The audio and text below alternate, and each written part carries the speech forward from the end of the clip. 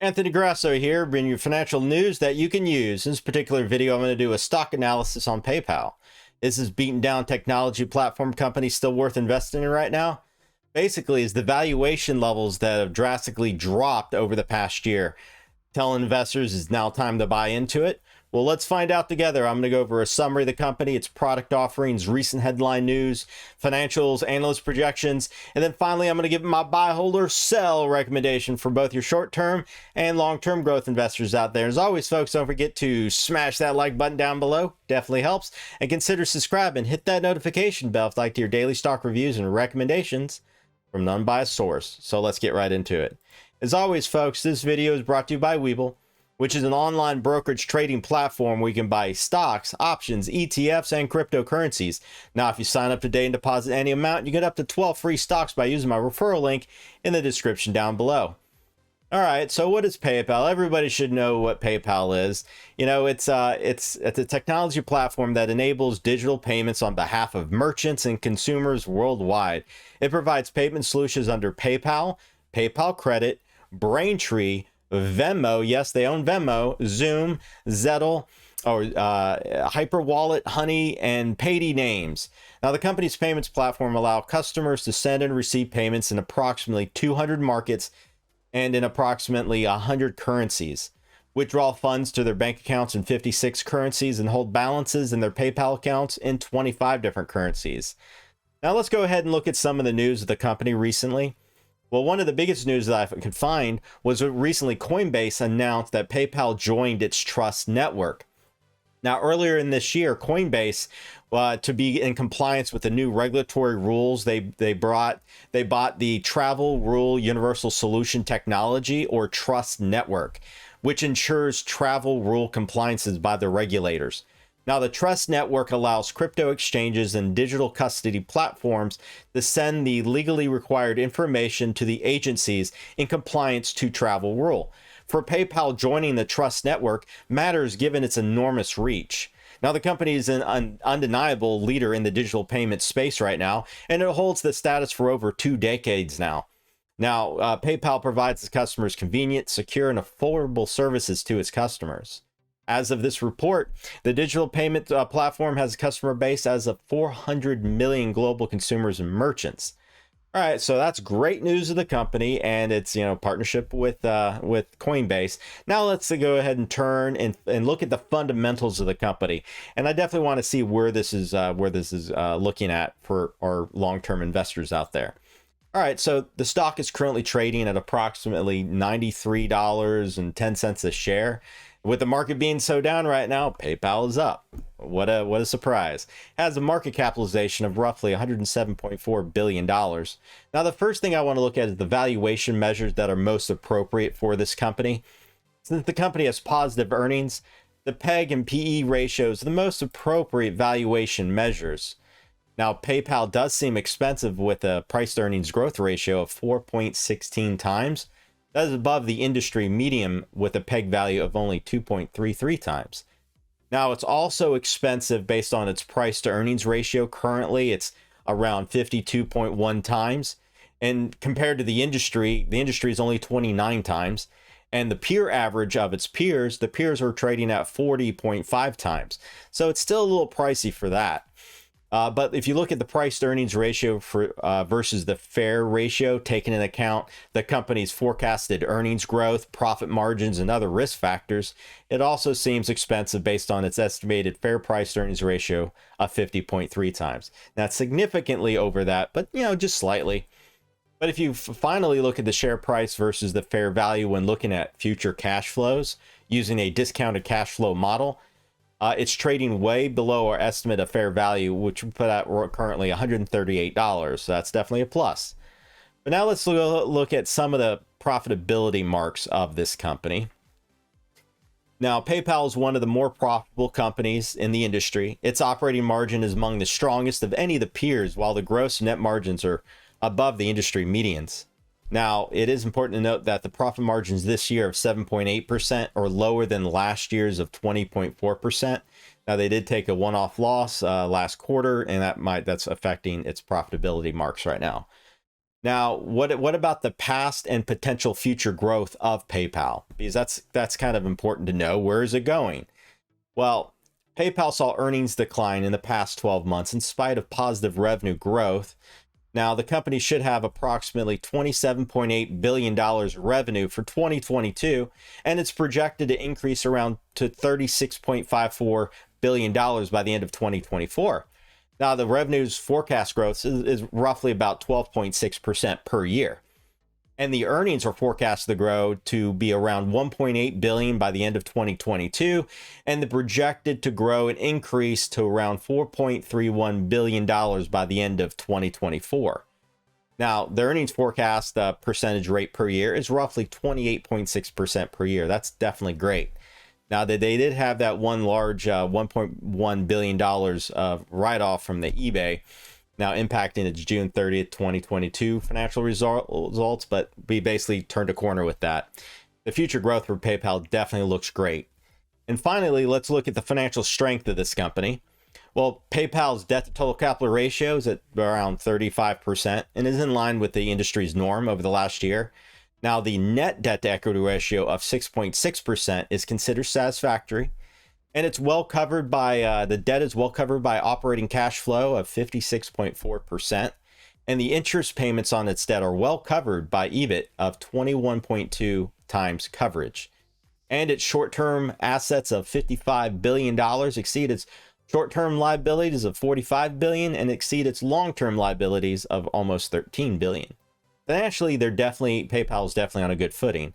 But you have to know that there has been significant insider selling over the past 3 months. Basically, one individual selling around 21,000 shares. But from month 3 to month 9, there's been more insiders that were buying this stock. So I'm not too worried about that one guy who was selling shares over the past 3 months. I'm more worried about overall, what are the insiders doing? So what did the analysts specifically say regarding this company? Well, the current consensus is a buy recommendation with 53% saying buy. And the price target is roughly $121 a share over the next 12 months. And, let's go over some of these analyst reports that I could find regarding this company. First off, the Street Quant Ratings has a hold recommendation. Hold recommendation. And they said the primary factors that impacted their rating were mixed. They said some indicated strengths, some showing weaknesses, and they said there's little evidence to justify the expectation of either a positive or negative performance for this stock relative to most other stocks. I disagree with that. I think the expectation going forward is positive and their growth potentials are solid. Now, they said that company strengths can be seen in multiple areas, such as its revenue growth, good cash flow from operations, and expanding profit margins. They said, however, counter to those strengths, they have found weaknesses, including a generally disappointing performance in the stock itself, and I'll talk about that in a second, deteriorating net income, and disappointing return on equity. Now, the performance in stock itself, the beginning of the last year, up until 2022, all these companies were trading crazy over valuation marks. And finally, in this downturn, all these companies are coming back down to earth into reasonable valuation numbers. And always remember future growth potential versus the historical stock performance.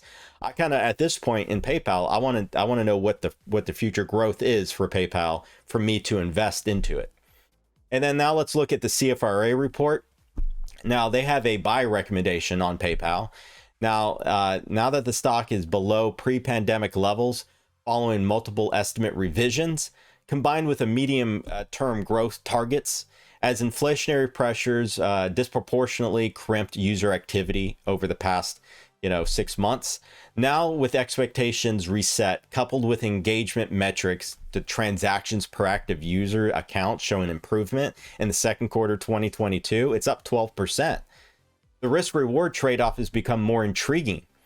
Now, PayPal's newly formed pact with Elliott Management also presents catalysts for PayPal as it doubles down on prospects related to the checkout of Braintree and unlocks margin expansion and to support higher earnings estimates.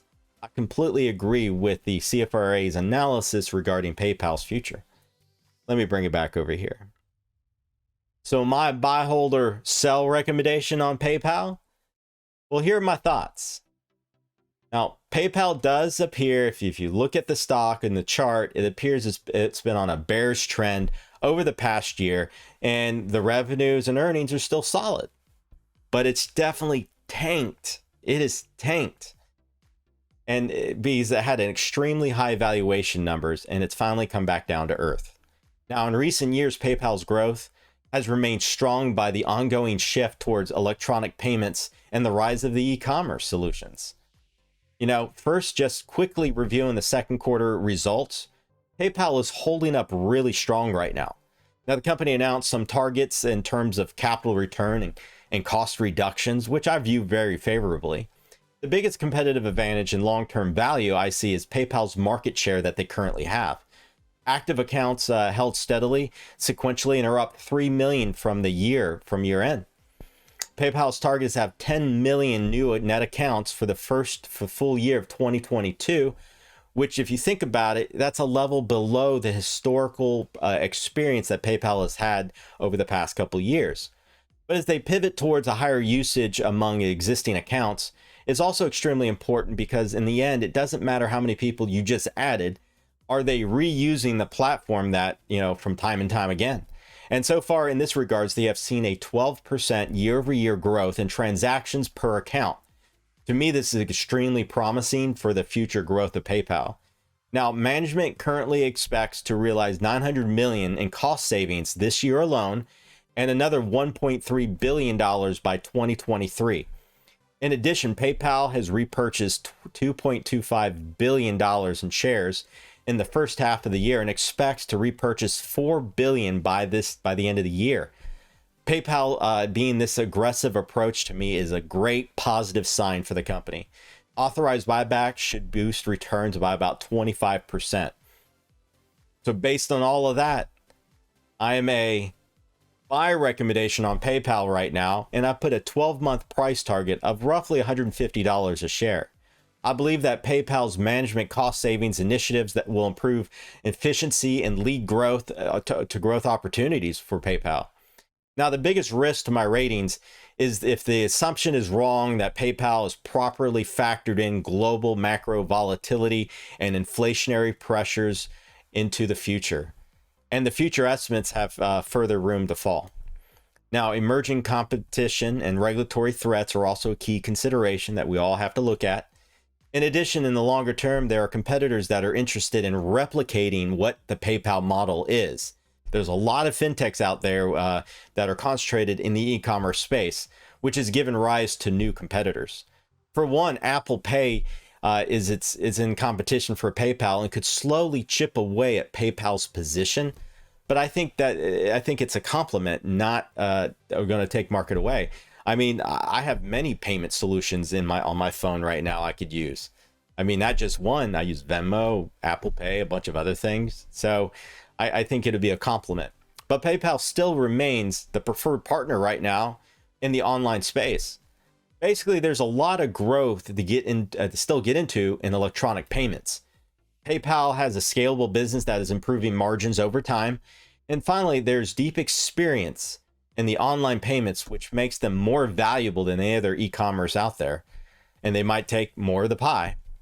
But what are your thoughts? Please leave your comments down below. Or do you think PayPal is finally near the end of the bear market and the valuations are going to be stabilizing and now increasing? Or do you think they still have some way to go? Definitely want to hear your thoughts. And so there you have it, folks. As always, don't forget to smash that like button down below. Definitely helps. And consider subscribe and hit that notification bell if you like your daily stock reviews and recommendations from an online source. Until the next stock update video later today, folks. Ciao.